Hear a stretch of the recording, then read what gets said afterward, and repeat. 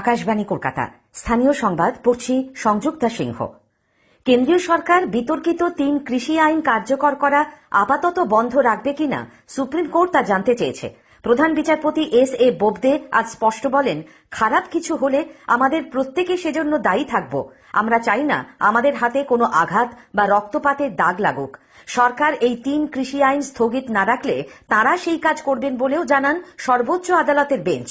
উল্লেখ্য, আইন বাতিলের দাবিতে দিল্লি সীমান্তে কৃষকদের অবস্থান আন্দোলনের আজ ৪৭তম দিন।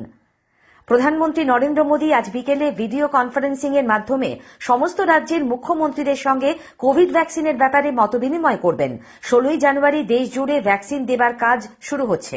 প্রথম দফায় অগ্রাধিকারের ভিত্তিতে যা পাবেন স্বাস্থ্যকর্মী সহ ৩ কোটি সামনের সারির করোনা যোদ্ধা।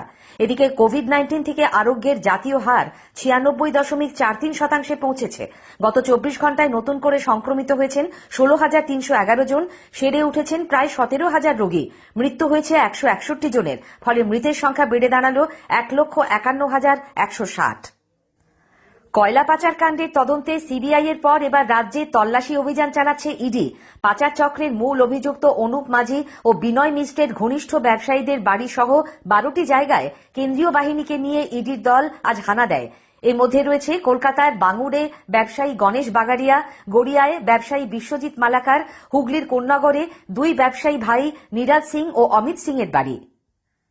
পূর্ব বর্ধমানের কাটোয়ায় বিজেপির সর্বভারতীয় সভাপতি জে.পি. নাড্ডার এক মুঠো চাল কর্মসূচিতে মুষ্টি ভিক্ষা দেওয়া ৪ পরিবারের তৃণমূল কংগ্রেস বিধায়ক রবীন্দ্রনাথ চট্টোপাধ্যায়ের কাছে যাওয়া নিয়ে জেলার রাজনৈতিক মহলে শোরগোল পড়ে গেছে। ৫টি পরিবারের নিতাই মণ্ডল, সর্বধর মণ্ডল, মথুরা মণ্ডল, রুম্পা মণ্ডল ও বেদবতী মণ্ডল শনিবার শ্রী নাড্ডাকে মুষ্টি ভিক্ষা দিয়েছিলেন।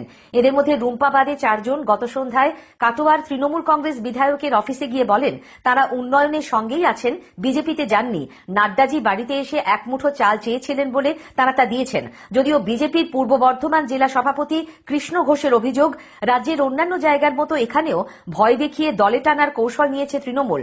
অভিযোগ অস্বীকার করেছেন বিধায়ক রবীন্দ্রনাথ বাবু। এদিকে জেপি নাড্ডার সভায় যাবার জন্য কালনার দক্ষিণ পাড়ায় এক সংখ্যালঘু বিজেপি কর্মীকে প্রাণনাশের হুমকি দেবারও অভিযোগ উঠেছে শাসক দলের বিরুদ্ধে, যা অস্বীকার করেছে তৃণমূল কংগ্রেস। মুর্শিদাবাদের সুতি থানার আহিরনে আজ সকালে ৩৪ নম্বর জাতীয় সড়কের ওপর ইঞ্জিন চালিত ভ্যান ও গাড়ির সংঘর্ষে একই পরিবারের ৩ জন প্রাণ হারিয়েছেন। ৪ লেনের রাস্তায় ভ্যানটি ভুল জায়গায় মোড় নেবার কারণেই এই বিপত্তি। দুটিরই চালক পলাতক। আহিরন হাসপাতালে চিকিৎসা করিয়ে সুতির বহুতালী বৈষ্ণবডাঙ্গার বাসিন্দা পরিবারটি ভ্যানে করে বাড়ি ফিরছিলেন। এদিকে ঝাড়গ্রামের জাম্বনি থানার দিগল পাহাড়ির কাছে গতরাতে গাড়ি উল্টে তৃণমূল কংগ্রেসের এক প্রাক্তন কাউন্সিলর ও তার গাড়ি চালকের মৃত্যু হয়। হুগলির সিঙ্গুরে ২ নম্বর জাতীয় সড়কে আজ সকালে লরির ধাক্কায় নিহত হয়েছেন বাইক আরোহী এক দম্পতি।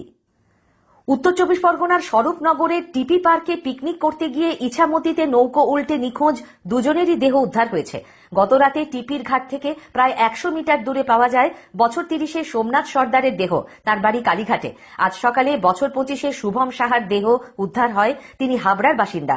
দক্ষিণ কলকাতার ভবানীপুর থেকে জনা ৩০-এর দলটি পিকনিক করতে টিপি পার্কে গিয়েছিলেন। তাদের মধ্যে ৯ জন বিকেলে ইছামতিতে নৌকো ভ্রমণে বেরোন। মাঝ নদীতে হঠাৎই নৌকোটি উল্টে যায়। হাওড়ার উলুবেড়িয়ায় ৬ নম্বর জাতীয় সড়কে এক মোটর বাইক আরোহী গতরাতে গুলিবিদ্ধ হন। বীরশিবপুরে কয়েকজন দুষ্কৃতী ছিনতাইয়ের উদ্দেশ্যে তাকে লক্ষ্য করে গুলি ছোড়ে বলে পিনাকি দাস নামে সাঁকরাইলের বাসিন্দা ওই ব্যক্তি পুলিশকে জানিয়েছেন। তার হাতে গুলি লাগে।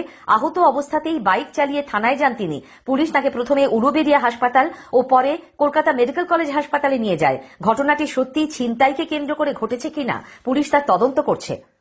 ঘূর্ণাবর্তের বাধা সরে যাওয়ায় রাজ্যে ফের ঢুকবে উত্তর পশ্চিমের বাতাস। ফলে আগামীকালের পর তাপমাত্রা কমতে পারে ৩ থেকে ৫ ডিগ্রি।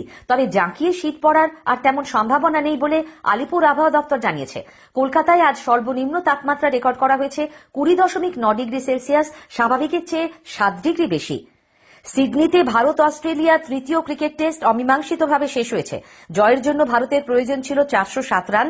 পঞ্চম দিনে ভারত ৫ উইকেট হারিয়ে ৩৩৪ রান তোলে। স্থানীয় সংবাদ শেষ হলো।